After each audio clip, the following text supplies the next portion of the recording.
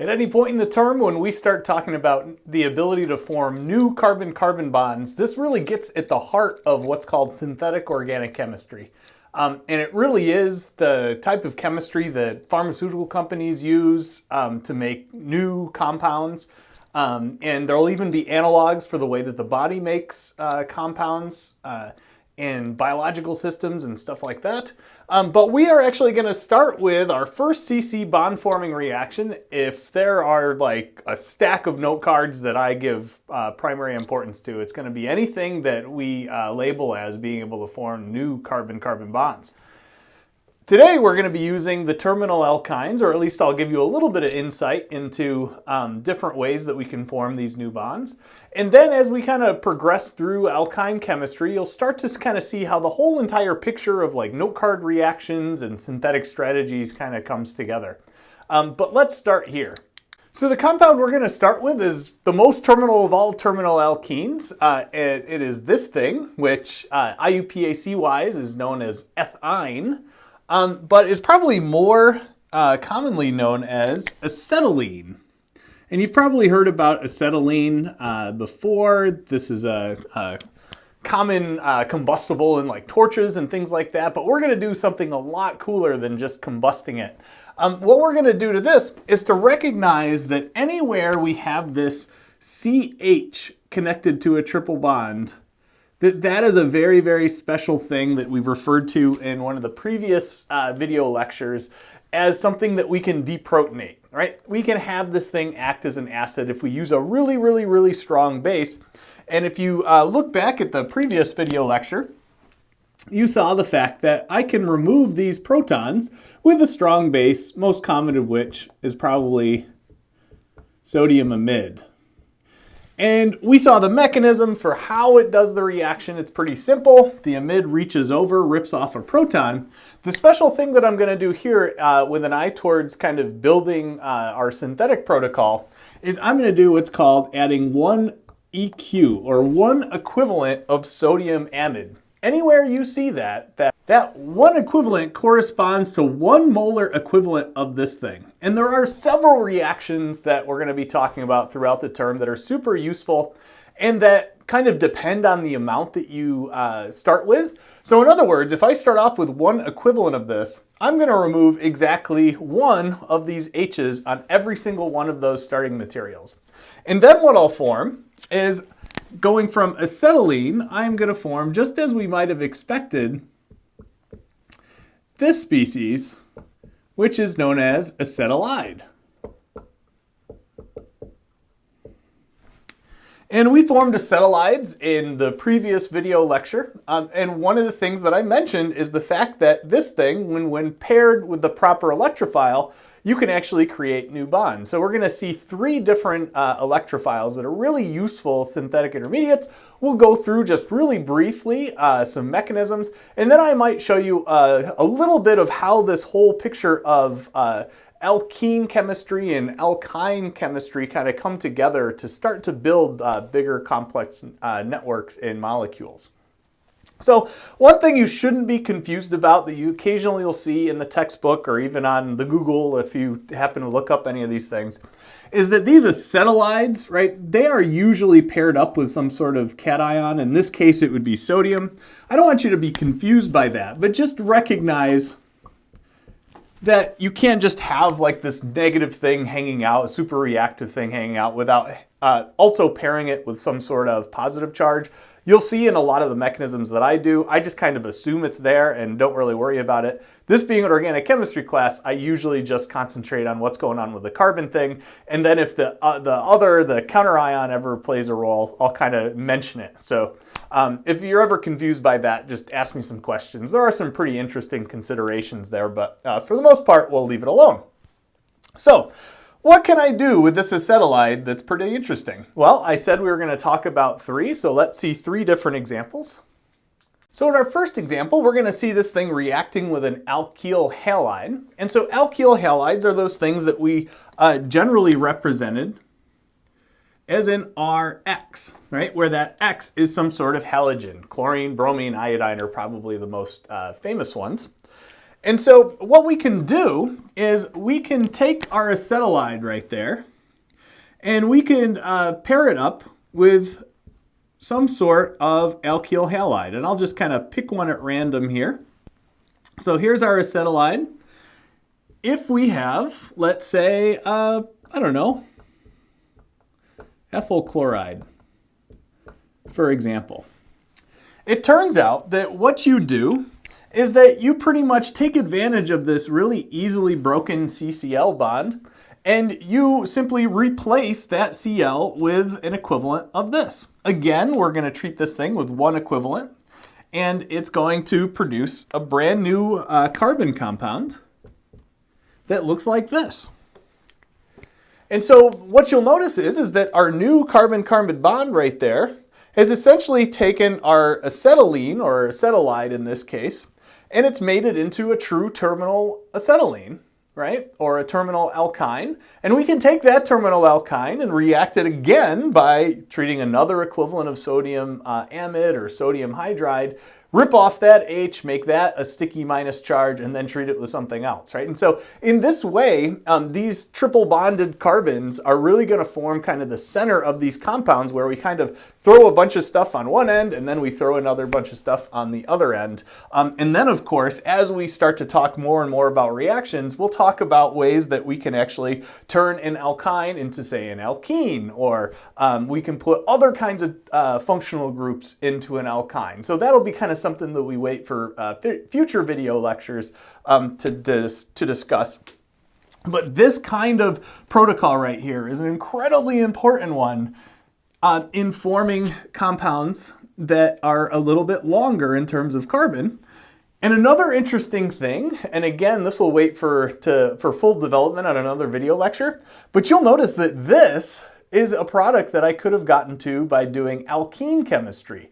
Remember that HCl reaction and the electrophilic addition of HCl's and HBr's and things like that to alkenes? Well, that's why we have to have that big stack of note cards about alkenes, because sometimes that's going to allow us to create something that has got essentially what I think of as a sticky end, right? That chlorine is kind of sticky.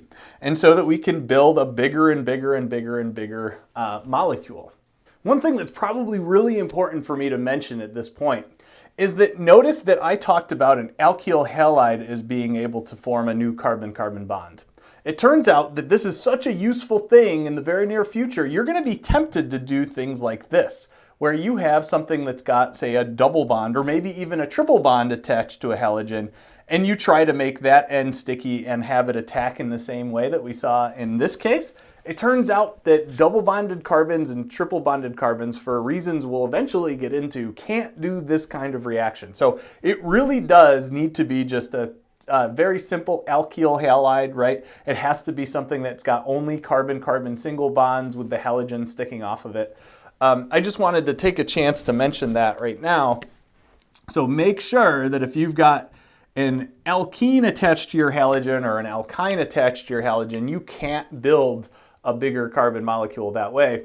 Not to say there aren't ways of doing that. Of course, there's all kinds of different reactions. We could use different organometallic reagents to do this kind of thing. But this set of reactions, right, we are not going to be able to do that. So put that somewhere on your note card as well. As I mentioned before, we'll go through a little bit of each one of these mechanisms. Turns out this example one, the reaction with alkyl halides, is a really simple type of mechanism. It's actually called an SN2 reaction, which we'll study a ton in second term. And so really all that we need to do is show our what's called our nucleophile and our electrophile kind of lined up together. And this undergoes what's called an SN2 reaction, a special kind of substitution reaction that ultimately gets us to our product, which I don't know why I erased it. We'll just draw it again.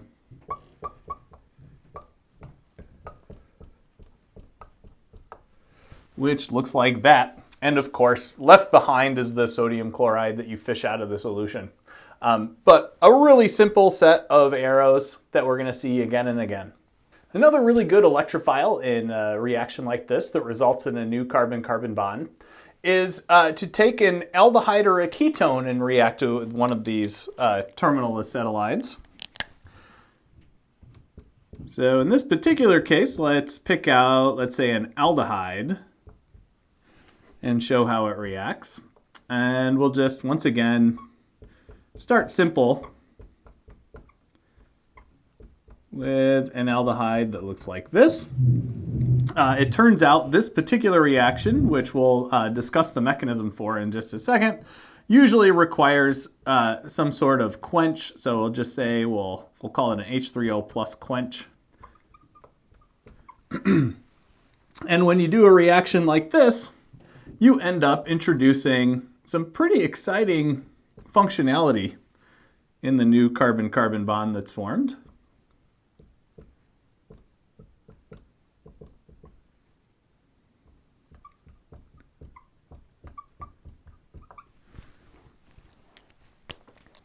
You'll notice again that we've extended the carbon chain, right? There are the 3 carbons of the aldehyde. Maybe I'll just include the additional H here so that you can see the carbon is in fact bonded 4 times. But now what we've done, instead of just ending up with a simple carbon-carbon bond, we've actually ended up with a carbon-carbon bond that also has an alcohol on it, right? And so eventually we'll start to talk about reactions of alcohols that are going to be able to allow us to produce a whole new set of molecules. So here's kind of an example of where you start to see the way some of these synthetic protocols are going to come together. You know, let's say that you see this as a product in a synthesis, and you, for some reason, need to form an alcohol. Well, now we have kind of an interesting way to form an alcohol, right? You can actually create a new carbon-carbon bond while simultaneously creating your alcohol, right? And extending a carbon chain, right? And so we're starting to kind of see a little bit of that. Let's go through the mechanism for this guy. So I've lined both of these up, and very similar to last time, the very first arrow is going to be an attack on that electrophilic carbon. But you'll notice now that instead of breaking any of the single bonds, I'm going to break that fairly weak pi bond right there. And I end up with an intermediate that has a minus charge. And you'll notice this will tell you why I needed that quench, right? Because that initial product that forms, I form the carbon-carbon bond, but I have to get back to neutrality. So what I do is I treat this with some sort of acid, which I'll abbreviate like this, assuming you can see it. And so in the second step of the mechanism, we see a set of arrows that looks like that, which of course gets eventually to our alcohol product, looking like that. And of course, like if this thing was a ketone, the only real difference between an aldehyde and a ketone would be that that H instead would have some sort of carbon group attached to it, which would mean that you'd actually end up with a carbon group attached down here along with your alcohol, or a tertiary alcohol in that case. Let's look at one more example of the way that we can form carbon-carbon bonds, and I'll show you, and I'll just kind of guide you through a kind of a more extensive synthesis using only the reactions we've talked about thus far. So if you look back at a couple of the video lectures having to do with alkenes, you'll find one where we talked about the formation of epoxides, and I mentioned the fact that they're really, really useful synthetic intermediates, so we're going to actually see one of those reactions right here. So once again, we'll start with our terminal alkyne with the minus charge. And let's just make this nice and simple. Let's start with the simplest epoxide, which is just a 2-carbon sucker here in step 1. And then step 2, once again, we're going to need an H3O quench, which we'll see why we need that in just a second. But it turns out what we have done is to very quickly extend that carbon chain by 2 carbons. And in addition to that, you'll notice that I form an alcohol, but that alcohol is now at the end of the system. alcohols are going to be really useful to us. And so we have one reaction where we can kind of see the alcohol here, which had to have come from an aldehyde or a ketone. And then with an epoxide, you get the addition of these 2 carbons plus an alcohol 1 carbon away from the system. So let's take a look at the mechanism for this one. As you might have expected, what we're going to be doing is drawing an arrow from the acetylide, and we're going to attack a carbon of the epoxide. And you'll notice that what we've done here is we've kind of split open that 3-membered ring. Even if you were to build one of these systems with your model kit, you'd notice that there's a lot of ring strain there, right? And so we're kind of taking advantage of that ring strain in order to create a situation where we extend a carbon bond by 2, or extend a carbon compound by 2 carbons. And as before, we require a quench because the product that we end up with, if you follow the bouncing ball here, you end up with an oxygen with a minus charge that you then have to treat with some sort of acidic species.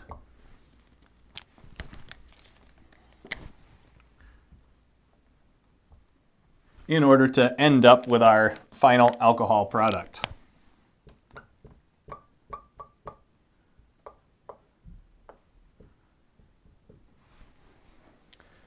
Okay, so now let's take a look at the synthesis of a fairly complex looking molecule, all using this chemistry and a little bit of the other chemistry we've talked about. Oh man, it's an exciting time. Anytime I get to use this word right here, synthesis, right? Intro to acetylide synthesis. During second and third term, this is going to be a pretty important set of questions that we're going to learn how to answer on things like exams and problem sets and such. But one of the things I wanted to model for you is the fact that in a synthesis, you often have to work backwards and have a really commanding knowledge of a lot of those note cards, which is why I have you make stacks of these things and encourage you to constantly be looking at them. So here's a pretty complex looking organic product, right? That might be pretty intimidating the first time you look at something like that. So what we're going to do is we're going to take simple steps backwards just to get you guys kind of thinking about a way to attack something that looks pretty intense like this, right? So first of all, I look for all the different functional groups that are semi-interesting in my molecule, right? Well, I see a triple bond, right? That's obviously going to be what I take advantage of in this particular case. I see a couple of alcohols. I see an alkene, and then I see this big giant phenyl group, right? And so by the end of like second and third term, we'll have all kinds of different ways of attacking this problem. But I promise you that I'd only use reactions that you know. So what I'm going to do is mentally, I'm going to do a retrosynthetic analysis. I'm going to work backwards to think, well, what was maybe what this compound looked like before it looked like this, like the last step of the synthesis. Well, I can see right here that in my mind, if I can kind of, cut that apart, that thing very likely started as a terminal acetylide plus some sort of aldehyde. So let's kind of draw that using a retrosynthetic arrow, which is really, this is called a retrosynthetic arrow. It really just means we're working backwards, right? In other words, like in real life, we're going to take whatever I write here and take it that way. So just, is kind of like, without talking about the specific reaction conditions and stuff like that, I'm going to rely on my knowledge of note cards. That I know there is a reaction that exists that I can treat these two compounds together in some way and end up with joining these together, right? Like a lot of times when you're just kind of spitballing, you don't even write reagents down. Obviously, I'd have to treat that with a sodium amide of some kind, and then I'd treat it with this, followed by a quench. Those are kind of the witch's brew type things that aren't always as important when you're first looking at a synthesis, trying to figure out how to tackle it. But again, if you don't know your note cards, you're never going to be able to do this kind of thing, right? You don't know what the important parts are that need to come together if you don't remember that, oh yeah, he talked about this reaction where a terminal acetylide attacks an aldehyde. So it's really important that you guys, especially in the next couple of problem sets and definitely in second and third terms, start to use those note cards on a pretty regular basis. So, you know, let's say that I did that and I kept working backwards and I kind of got stuck, which could happen. We actually don't know too many reactions involving this kind of system. Of course, we will eventually, but let's pretend I kind of got stuck and I said, well, for whatever reason, that didn't work. Then I would go back to my original compound and I'd say, well, if this didn't work, maybe, you know, I'll just start by cutting it here instead. And I put my little retrosynthetic arrow on there and I try to think about what my products must have looked like, or sorry, my reactants must have looked like in order to get to that.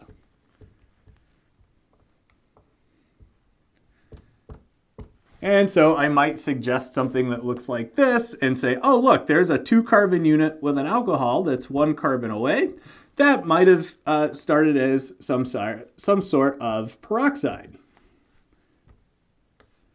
Sorry, that might have started as some sort of epoxide.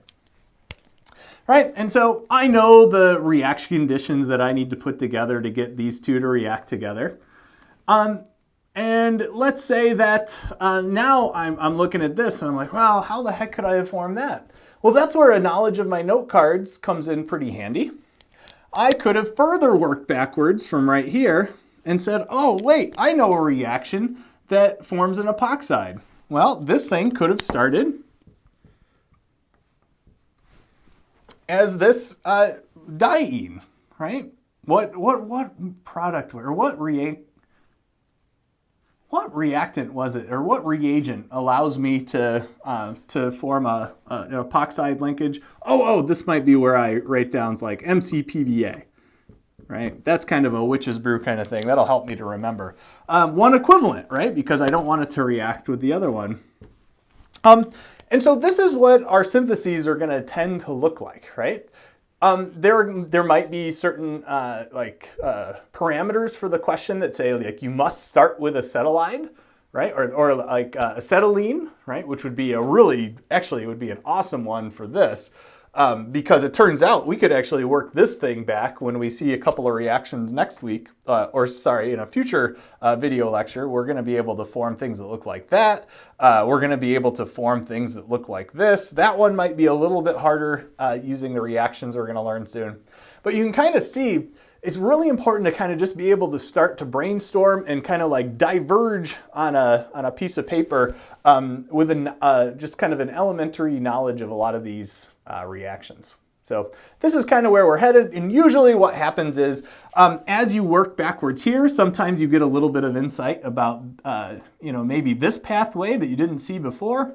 And so I really highly encourage you not to think linearly on these questions, right? And what I've tried to show you here is that usually I work backwards to start with, right? And then I'll get stuck someplace and then I'll go kind of backwards another direction. And sometimes I'll kind of start midway and say, okay, well now I'm going to work a little bit on this guy. And so what I'd like to see in your syntheses as we get better and better at these is to just have like this nice clean sheet of paper that you just fill with a bunch of mumbo jumbo. We'll talk about a few more reactions of what alkynes can do in a future video lecture. Until then, enjoy.